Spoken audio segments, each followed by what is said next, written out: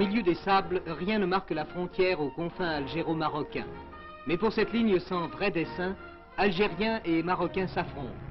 Deux postes perdus dans le désert, Assibeïda et Tinjoub, ont été l'enjeu d'une lutte sévère, occupée tour à tour par les deux adversaires. Finalement, les forces marocaines ont repris ces deux positions avec leurs points d'eau et leurs palmeraies. La rencontre avait fait une dizaine de morts et des blessés.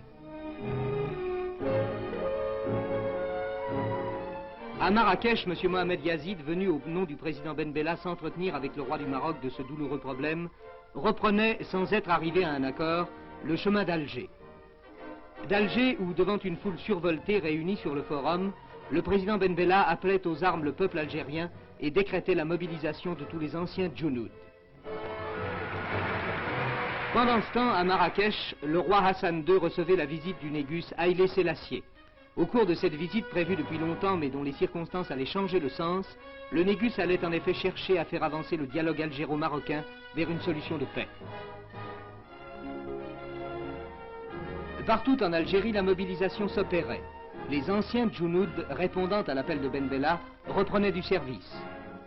Et sur la route de Colombéchar, centre de rassemblement des forces algériennes, les renforts commençaient à monter vers cette frontière imprécise qui n'est peut-être qu'un prétexte pour lequel s'affrontent deux idées politiques et deux façons de concevoir l'avenir du Maghreb.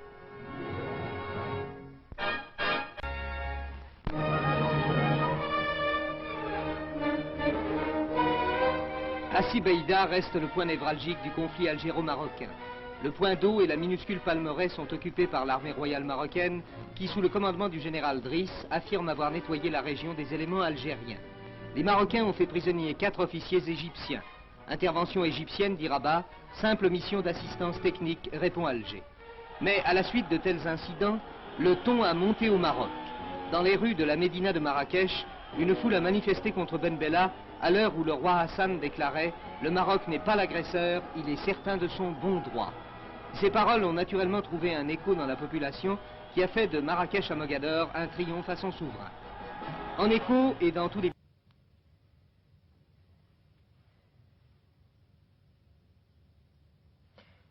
À l'heure où nous vous présentons ce reportage, on se demande s'il reste encore quelque chance d'empêcher de s'affronter en une guerre généralisée l'Algérie et le Maroc.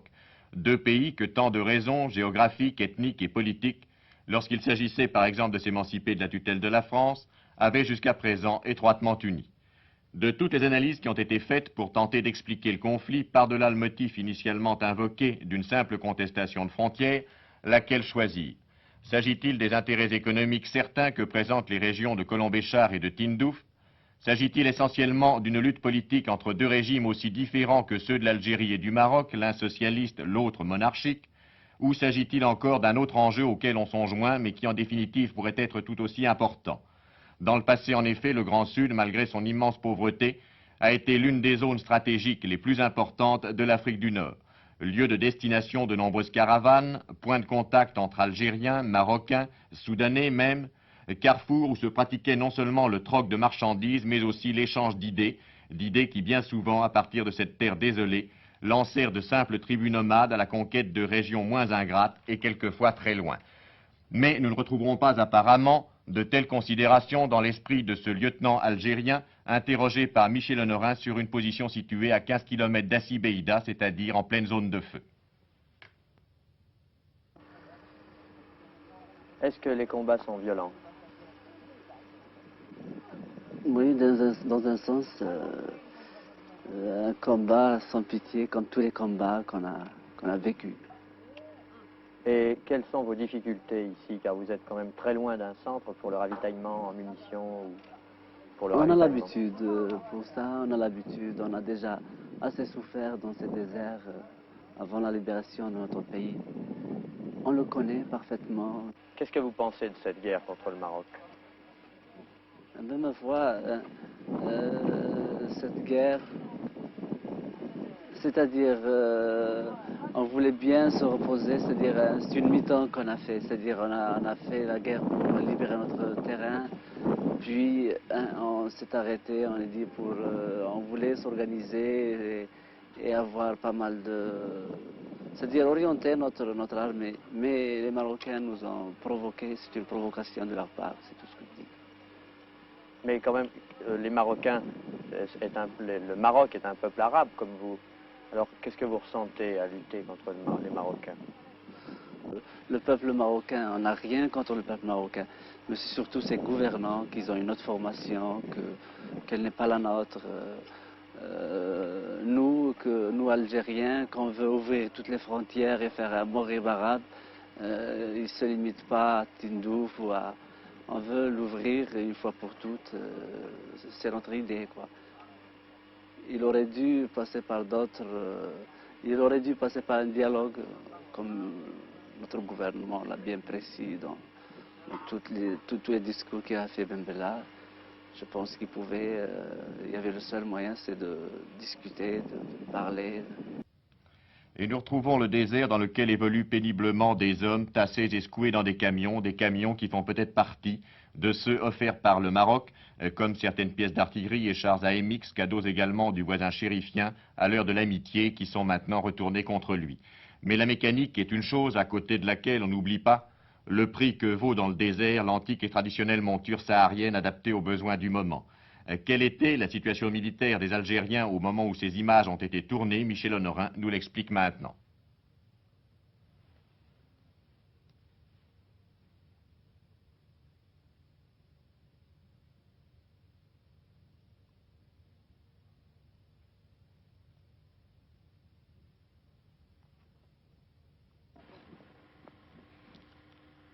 Le front, c'est ici, nous y sommes, et le Maroc, c'est derrière, paradoxalement.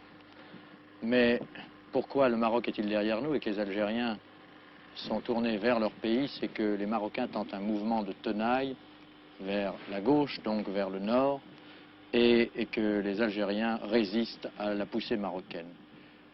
Les Marocains sont très nombreux, ils sont un peu partout, en face, derrière, et les soldats algériens sont répartis tout au long de cette vallée, gardant les points d'eau, de façon à faire des combats très difficiles pour les Marocains. Voilà la situation sur la frontière. Je vous répète que nous y sommes. Le Maroc est très près et les Algériens, l'armée nationale algérienne, résiste pour l'instant à une tentative de poussée marocaine vers l'intérieur du territoire algérien.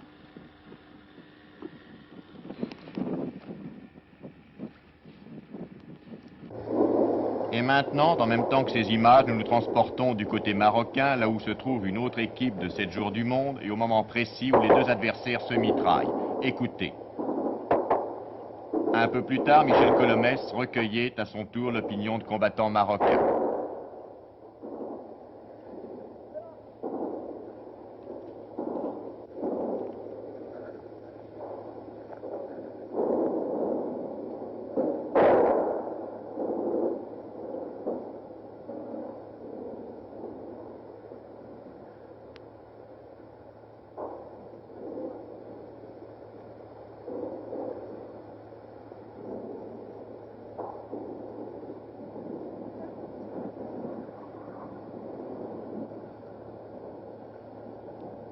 Comment elle se passe, cette guerre?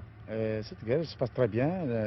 Nous sommes gonflés, nous sommes prêts à défendre notre territoire et nous sommes prêts à défendre le pouce de notre terre, n'est-ce pas, pour que les Algériens ne s'approchent pas de notre territoire national. Vous avez eu beaucoup de pertes? Non, pas du tout. Comment ça s'est-il passé sur le plan militaire, la reprise d'Hassin Beida? La reprise d'Hassin Beida, parce que les Algériens nous ont pris par lâcheté et enfin, nous sommes venus et nous avons repris nos positions avec succès. Les troupes ont bon moral? Très bon moral, très gonflé. À Tagounit, le PC avancé de l'armée marocaine, à une quarantaine de kilomètres au nord d'Hassin Beida, les troupes marocaines viennent au repos et se préparent à d'autres opérations. Michel Colomès y a rencontré un colonel marocain qu'il va questionner à son tour.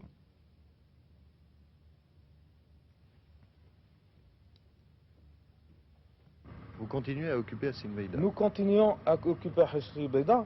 Vous m'avez convaincu parce que je suis mal placé pour vous faire des déclarations. Je ne suis pas habilité à le faire. Mais pour ce point-ci, je crois que je peux le faire. Il y a un correspondant hier, paraît-il, qui a prétendu qu'il parlait de Hsebeda. Alors vous-même qui avez été sur place, vous avez pu constater qu'Hsebeda est toujours entre nos mains. Entre les mains des Marocains. Pour une mise au point, on pourrait très bien amener un correspondant venant de France dans un coin rocailleux avec quelques palmiers, quelques soldats autour et prétendre que c'est Hsebeda. Rien ne le prouve. Quant à vous, je pense que vous savez où c'est Hsebeda, vous l'avez montré sur la carte, donc il n'y a pas d'erreur sur le point. Et vous avez bien été, c'est moi qui vous interviewe cette fois-ci, vous avez été bien à Hsebeda. Certainement, mon colonel. Oui. Mais dites-moi, il y a une chose tout de même qui frappe. Se battre pour un coin de désert, ça paraît pas un peu inutile? C'est une question qui me dépasse. Voilà, nous sommes à Figuig. Figuig où cette fois-ci le cessez-le-feu est effectif. La première nuit de calme, nous l'avons passée cette nuit dernière. En face de nous, de l'autre côté, des crêtes, à 2 km à peu près, on peut même les apercevoir à la jumelle, les Algériens. Ici, un poste qui était jusqu'à présent un poste de tir avec une mitrailleuse 12-7 et qui est maintenant un poste d'observation. On attend, on s'observe à la jumelle, mais pour le moment, on ne tire plus. Ça a été dur les combats, monsieur? Oui, ça a été dur? Oui. Ça a duré combien de temps? Le pécan ici, c'est 4 jours. 4 jours? Oui. Vous avez eu beaucoup de camarades blessés ou tués? Oui, il y en a beaucoup. Beaucoup? Oui. Qu'est-ce que vous en pensez de cette guerre qui maintenant semble être finie? On a fait une guerre entre les camarades, entre les frères. C'est eux qui veulent rentrer dans notre terre et dans notre pays.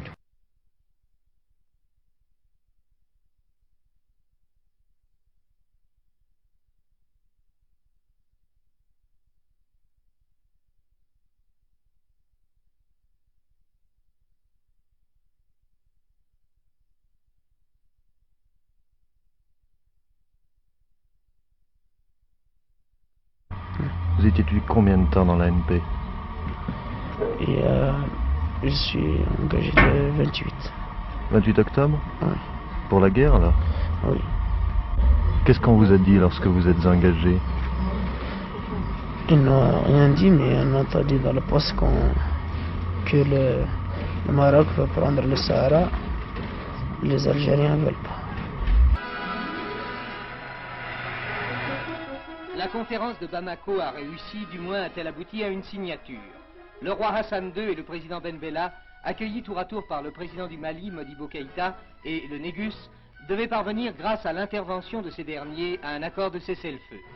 Après 2 jours de négociations au cours desquels les 2 adversaires refusèrent d'abord de se rencontrer, l'action des 2 médiateurs fit prévaloir une formule qui pouvait obtenir l'assentiment du Maroc et de l'Algérie. C'est donc cette formule que signèrent Ben Bella d'un air grave, le roi Hassan d'un air souriant. Et ce fut la première poignée de main. Entre-temps, les forces marocaines avaient repris au nord de Tindouf le poste d'Oum El Achar occupé par une unité algérienne. Les adversaires laissèrent sur le terrain des morts et des blessés et 40 Algériens furent faits prisonniers avec leurs armes. D'autres actions du même genre devaient se produire bien après l'heure fixée pour le cessez-le-feu. Et le nom de Figuig, situé en terre marocaine, emporté par les Algériens puis reprise par les Marocains, a fait peser pendant 3 jours une nouvelle interrogation sur la fin des combats.